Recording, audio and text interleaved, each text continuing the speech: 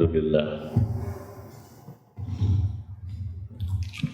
Alhamdulillahilladzi amarana an tusliha ma'asyadana bi lain ridha was-sa'adah wa taquma bil wajibati fi ibadatihi wa taqwa. Asyhadu an la ilaha illallah wahdahu la syarika lah wa asyhadu anna sayyidina Muhammadan abduhu wa rasuluh man la nabiyya ba'dah. Allahumma sholli wa sallim wa barik ala asyrafil anbiya'i wal mursalin wa ala alihi wa sahbihi ajma'in, amma ba'd. Fa ya ibadallah, usini nafsi bitaqwallah, faqad fazal muttaqun. Qala Allah Ta'ala fi kitabil karim, a'udzu billahi minasyaitonir rajim, bismillahirrahmanirrahim. Ya ayyuhalladzina amanu taqullaha haqqa tuqatih wa la tamutunna illa wa antum muslimun. Ayyuhal hadirun sidang Jumat rahimakumullah. Hanya karena rahmat Allah, fadl min Allah, nikmat Allah, warid ahwal Allah yang memungkinkan kita semua dipertemukan pada kesempatan siang hari ini. Hanya karena rahmat Allah pula kita masih diberikan banyak kesempatan, diberikan kemungkinan, momentum, bahkan kekuatan untuk senantiasa mengabdi kepada Allah Subhanahu wa taala. Semoga Allah senantiasa berkenan melimpahkan anugerah istiqomah kepada kita, kekuatan untuk senantiasa zikir beringat kepada Allah Subhanahu wa taala. Amin ya rabbal alamin. Ayyuhal hadirun rahimakumullah. Pada saat ini kaum muslim, akan mungkin rakyat bangsa Indonesia masih berada pada situasi kebimbangan, kebingungan menghadapi wabah yang saat ini belum juga kunjung reda, kunjung usai, dan entah kapan akan berlalu. Kita tentu sadar bahwa kita ini makhluk Allah. Sebagai kaum beriman, kita menyadari bahwa kita adalah alam yang sedang berada dalam pelukan alam. Kita sadar kalau dalam konteks yang menciptakan dan yang diciptakan, kita menggunakan diksinya adalah khalik dan makhluk atau khulqun. Tapi yang menarik, dalam suratul Fatihah setelah dibuka dengan Bismillahirrahmanirrahim, ayat berikutnya adalah Alhamdulillahi Rabbil Alamin. Tidak semata dengan kalimat Alhamdulillah, tetapi dengan kelengkapan yang utuh Rabbil Alamin, yang menjadi Rabb, yang menjadi pengatur, yang memberikan tarbiyah, yang menjadi semua yang memungkinkan segala apa yang terjadi di alam ini berlangsung. Dan bukan Rabbil makhluk, tapi Rabbil alamin. Ini satu isyarat bahwa kita semuanya bukan hanya berada pada lingkaran alam, tapi kita sendiri juga adalah alam. Sebelum kita masuk dan memetik hikmah yang semoga Allah limpahkan kepada kita, jika kita tengok bentuk huruf-huruf yang menyusun kata alam dalam kamus lisan Arab ataupun kamus Mu'jam, kata alam sering disebut sebagai al-kaun, atau dia sering disebut sebagai alamah atau sign atau tanda. Jadi alam adalah tanda, alam yang merupakan bukan tujuan, tetapi segala sesuatu yang darinya kita akan sampai pada satu tujuan yang sejati, yang sebenarnya. Maka alam bukan tujuan, tapi alam adalah wasilah atau sarana. Ketika kita mengucapkannya dengan alam, ainnya kita baca sedikit panjang dengan tambahan alif lalu lamnya dipatahkan. Akan berbeda ketika kita membacanya dengan alim, ketika lamnya dibaca kasrah. Ketika alam artinya adalah alam semesta, universe yang selama ini kita pahami, tapi begitu kita membacanya dengan alim, maknanya berubah menjadi orang yang mengetahui. Alim adalah isim fa'il atau pelaku dari alima ya'lamu ilman. Seakan bahwa kata alim bukan hanya bermakna orang yang mengetahui, tetapi alim adalah orang yang masuk ke dalam alam. Dan yang menarik, bagaimana Al-Quran menghadirkan bukan hanya semata persoalan derivasi atau tasrif. Ketika kita menyebut kata alam, lamnya itu berharokat fathah yang posisinya nasab di atas, yang menunjukkan keluhuran kemuliaan. Tetapi alim, lamnya itu kasrah, hancur di bawah khafat.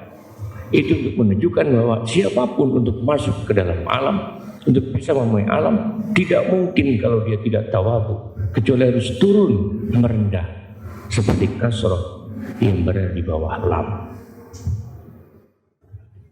Kita tidak tahu bahwa situasi yang seperti ini, banyak orang yang mengaku alim, banyak orang yang mengaku memiliki pengetahuan, tapi dunia begitu hingar, begitu ramai.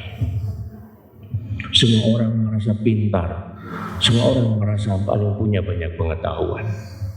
Padahal kita disadarkan dalam wahyu yang pertama, Iqra bismi rabbikal ladzi khalaq, khalaqal insana min 'alaq, Iqra wa rabbukal akram, alladzi 'allama bil qalam, 'allamal insana ma lam ya'lam.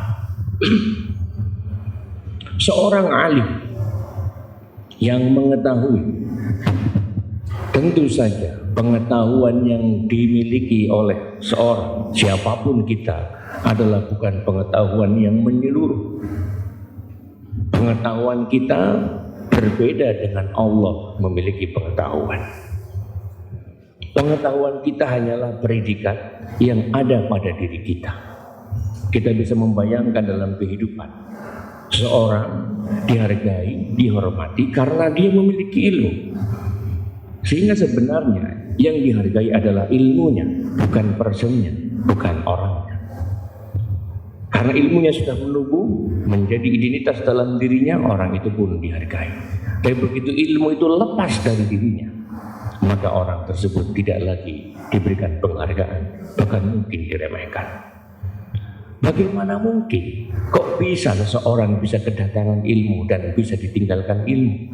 Ini menunjukkan bahwa ilmu yang datang kepada diri manusia sebenarnya bukan sesuatu yang ada pada dirinya, kecuali Allah lah yang hadir memberikan pengajaran. Ilmunya Allah tak terbatas, ilmu makhluk sangat terbatas.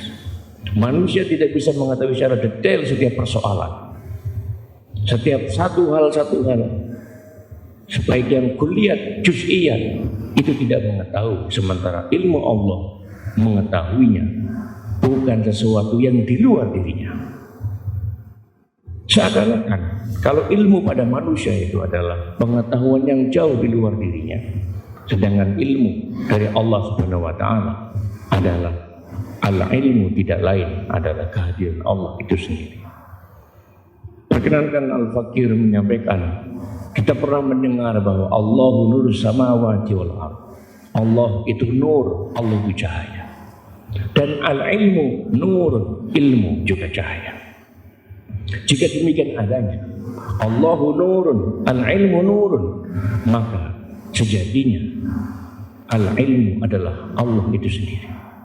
Dengan demikian, orang yang kehadiran ilmu mendapatkan siraman pengetahuan, siraman cahaya, dia sebenarnya dalam kehadiran Allah Subhanahu wa taala.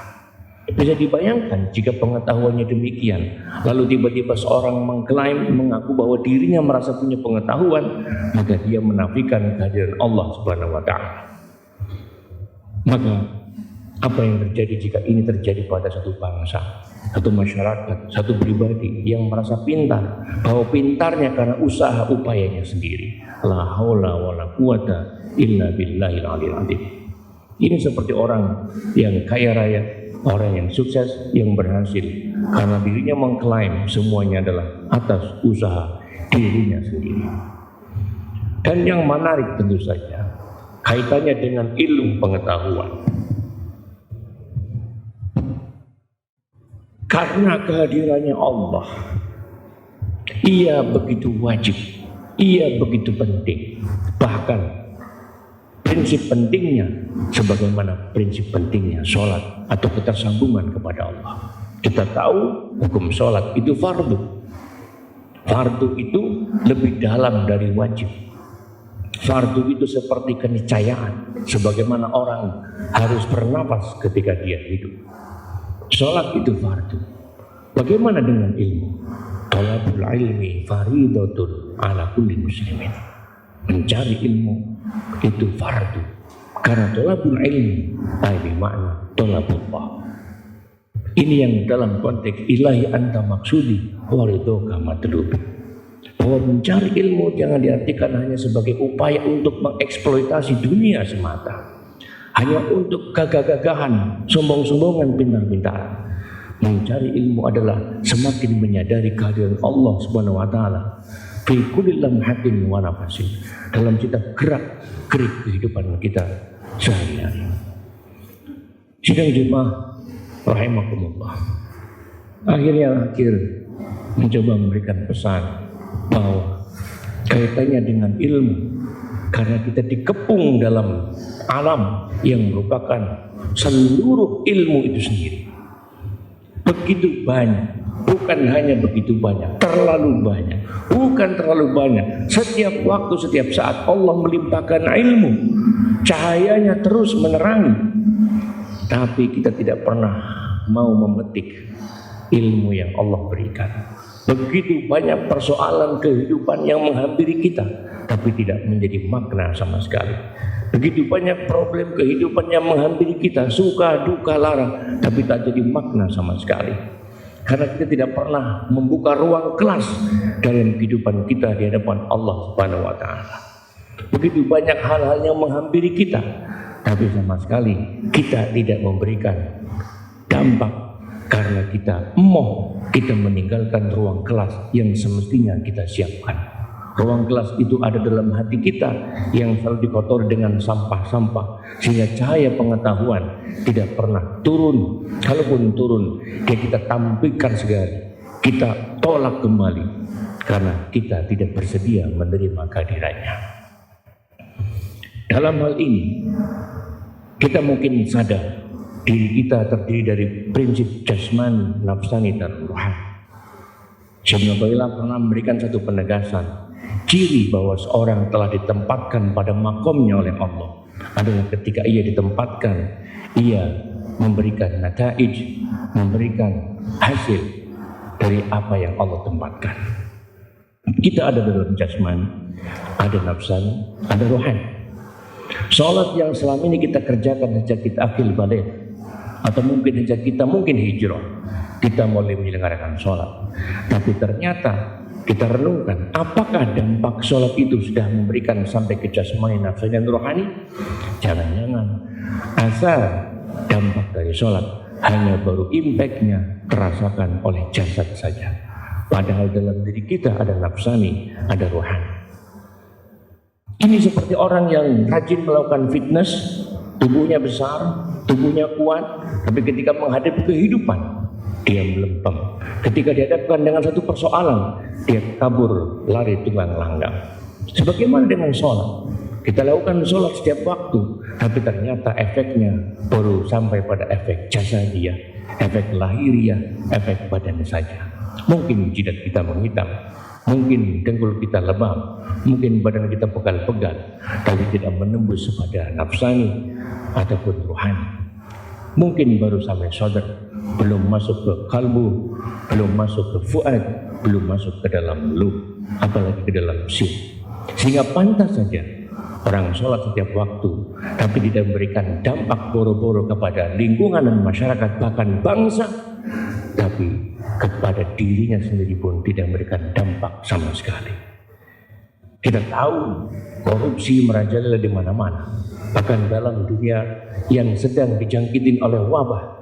Semua orang punya peluang untuk saling beradu argumen, bahkan saling jualan, saling mementingkan kepentingannya sendiri. Dan kita tahu justru diantaranya adalah orang-orang yang rajin menunaikan sholat. Masjid megah berdiri di mana-mana, tetapi dampak sholat hanya selesai pada fisik dan jasad belaka. Ini seperti maraknya tempat-tempat fitness, tempat-tempat olahraga, kebugaran yang hanya memberikan dampak fisik saja, tapi mental, moral, karakter, dan akhlak sama sekali tidak tersentuh dalam kepribadian kita.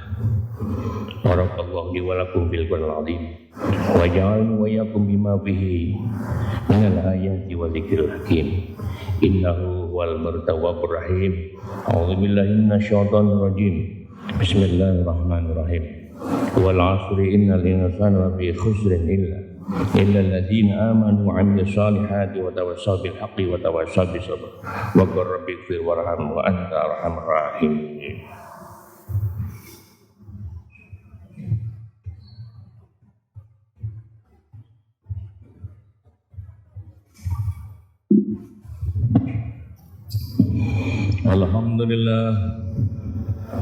Alhamdulillah ala ihsanihi wa syukurillah ala taufiqi wa imtinani wa asyhadu an la ilaha illallah wahdahu la syarika lah wa asyhadu anna sayyidana Muhammadan abduhu wa rasuluh ad-da'i ila ridwanih. Allahumma salli wa sallim wa barik ala sayyidina Muhammad wa ala alihi wa sahbihi wa sallim tasliman katsira. Amma ba'd, wa ya ayyuhan nas ittaqullah fima amara wa nahu amma naha wa'lamu anna Allah amarakum bi amrin bada fihi bi nafsihi wa thana bi malaikatihi wa bi qudsihi wa qala ta'ala inna Allaha wa malaikatahu yusalluna 'alan nabi ya ayyuhalladzina amanu sallu 'alaihi wa sallimu taslima. Allahumma salli ala sayyidina Muhammadin sallallahu alaihi wa sallim wa ala ali sayyidina Muhammad wa ala anbiya'ika wa rusulika wa malaikatil muqarrabin wa radallahu ma'anil khulafa'ir rasyidin Abi Bakr wa Umar Utsman wa Ali wa baqiyati sahabati wa tabi'in wa tabi'i tabi'in lahum bi ihsan ila yaumiddin warḍu 'anna ma'hum bi rahmatika ya arhamar rahimin. Allahumma ighfir lil mu'minina wal mu'minat wal muslimina wal muslimat al ahya'i minhum wal amwat. Allahumma 'izzal islam wal muslimin wa adhil syirka wal musyrikin wa ansur ibadakal muwahhidin وانصر من نصر الدين واخذل من خذل المسلمين ودمر أعداء الدين وعلى كلماتك إلى يوم الدين.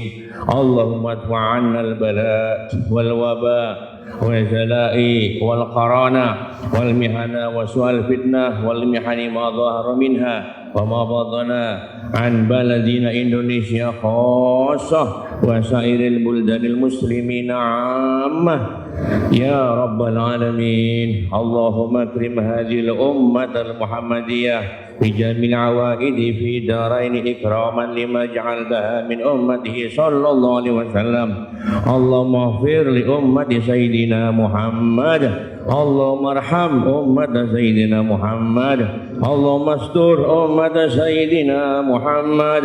Allahumma jabur ummata Sayyidina Muhammad, Allahumma aslih ummata Sayyidina Muhammad, Allahumma afi ummata Sayyidina Muhammad, Allahumma ahfad ummata Sayyidina Muhammad, Allahumma arham ummata Sayyidina Muhammad, Allahumma arham Indonesia, Allahumma arham Indonesia, Allahumma arham Indonesia, Allahumma arham ummat Sayyidina Muhammad rahmatan amatan ya rabbal alamin. Allahumma ighfir li ummati Sayyidina Muhammad maghfiratan amatan ya rabbal alamin. Allahumma farij an ummati Sayyidina Muhammad farjan ajilan ya rabbal alamin. Ya rabb kulli syai' bi qudratika ala kulli syai' ighfir lana kulli syai' wa la tas'alna an kulli syai' wa la tuhasibna fi kulli syai' wa'tina kulli syai'. Rabbana atina fid dunya hasanah wa fil akhirati hasanah wa qina adzabannar. Rabbana zalamna anfusana wa illam taghfir lana wa tarhamna lanakunanna minal khasirin. Ibadallah, innallaha ya'muru bil 'adli wal ihsan wa ita'i dzil qurba wa yanha 'anil fahsyi wal munkar wal baghi ya'idukum la'allakum tadhakkarun. Wadhkurullahal 'azim yadhkurkum washkuru 'ala ni'amihi yazidkum wa la dzikrullahi akbar. Aqimis shalah.